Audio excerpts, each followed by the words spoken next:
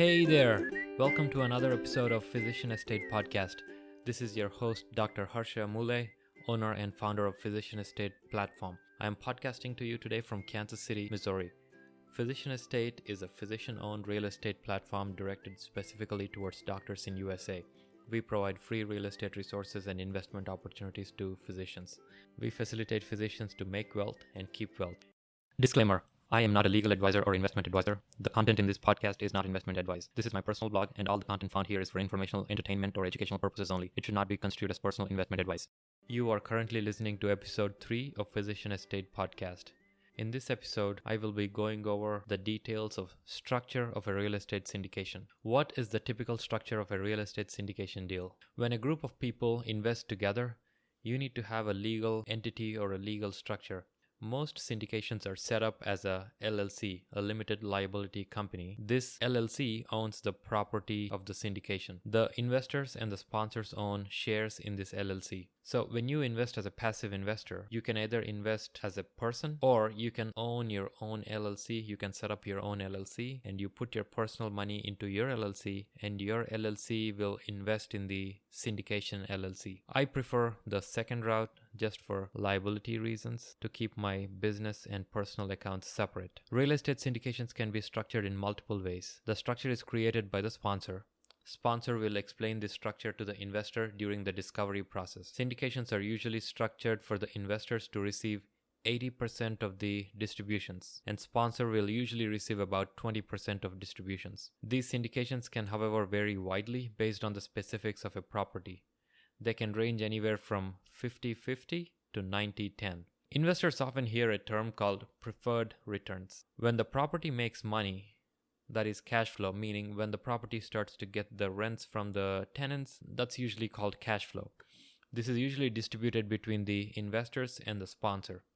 Example, when a sponsor says that the investor gets 12% preferred returns, the investor will be paid all the cash flow from the property until it reaches 12%, and only after that the sponsor gets their share of the distributions from the cash flow.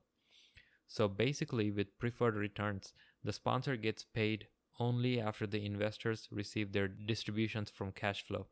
All the syndication deals offer some sort of equity or shares to the investors.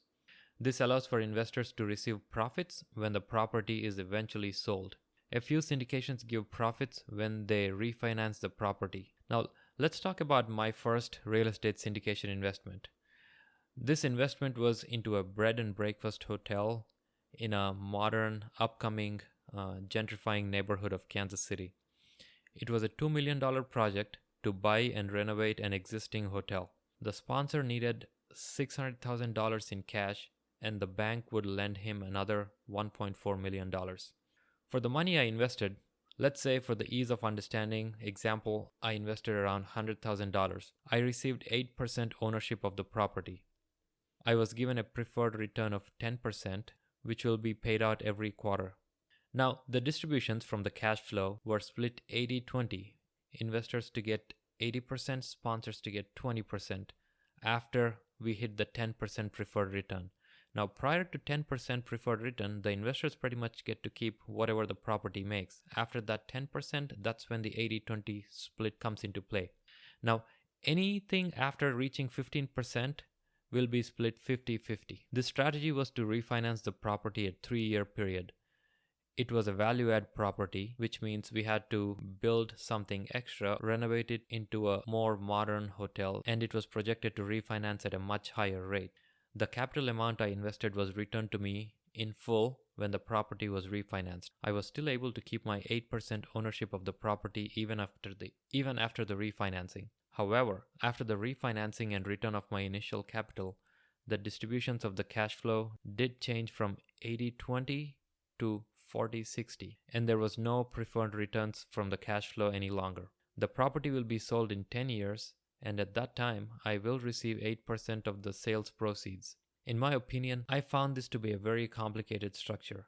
However, good thing, not all syndications are this complicated. All that being said, the numbers presented to you by the sponsor will make or break any deal. You have to understand the numbers thoroughly. Make sure the projections being made by the sponsor are practical and achievable. The project must fall within your risk tolerance levels, and you have to make sure the sponsor has skin in the game. Make sure the deal is structured in such a way that the sponsor makes money only after you make some money. And make sure that the sponsor has a lot to lose if the deal does not work out. This is to create a healthy environment with a win-win situation where everyone benefits from a successfully run property. In the above-mentioned investment I made, the bank lent $1.4 million to the sponsor, but the sponsor in return had to provide collateral or security to the bank.